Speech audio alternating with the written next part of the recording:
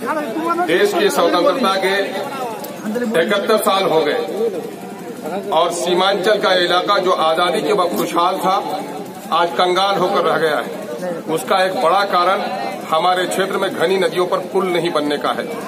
दिल्ली और पटना में बैठे हुए ये बेईमान लोग हमसे टैक्स लेते हैं लेकिन हमारी सुविधा के लिए कुछ भी नहीं करते हैं। न आबादी के अनुपात में स्कूल है, न आबादी के अनुपात में हॉस्पिटल है, न हमारी नदियों पर पुल है, न हमारी बस्तियों पर सड़क में जाने वाली सड़क है, न नौजवानों के लिए रोजगार है, न किसानों को फसल उगाने के लिए कोई सहायता है।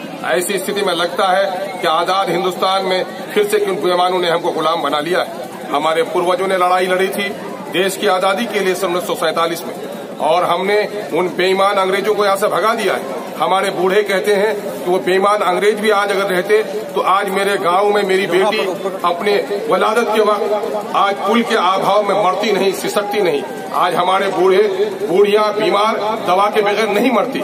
अगर उन बेईमान अंग्रेजों के जमाने में संभव था तो ये कौन बेईमान देश की गद्दी पर बैठे हुए हैं जो आजादी के 71 सालों बाद उन बेईमानों से भी ज्यादा हरकत हमारे साथ कर रहे हैं। लगता ऐसा है कि देश में अंग्रेजों की कुछ नाजायज औलाद अब भी बाकी है जो सीमांचल के साथ नाइंसाफी कर रही है। उन्हीं बेईमानों के खिलाफ हम यहाँ पर बैठे हैं। हमारे टैक्स के पैसे से हमारे नौजवानों को यहाँ रोजगार नहीं मिलता है। वो पंजाब में, हरियाणा में, दिल्ली में पत्थर तोड़कर खेतों में जलकर और सरकर पैसा कमा कर लाता है और उसी पैसे से मोदी जी और नीतीश जी के खाते में सरकारों में पैसा जाता है। हमारा चूल्हा भी जलता है लेकिन हमारे टैक्स के पैसों से गंगा नदी पर, ब्रह्मपुत्र पर, बड़ी बड़ी नदियों पर, जमुना पर 10-10 किलोमीटर पर पुल बन रहे हैं। एक शहर में 5-5 मेडिकल कॉलेजेस बन रहे हैं लेकिन हमारी छोटी छोटी नदियों पर 40, 50, 70 किलोमीटर पर कोई पुल नहीं है, जिसके नतीजे में 12 किलोमीटर की दूरी 72 किलोमीटर पर तय करनी पड़ रही है। हम लोगों ने इस सिलसिले में पिछले सालों से ही प्रयास किए।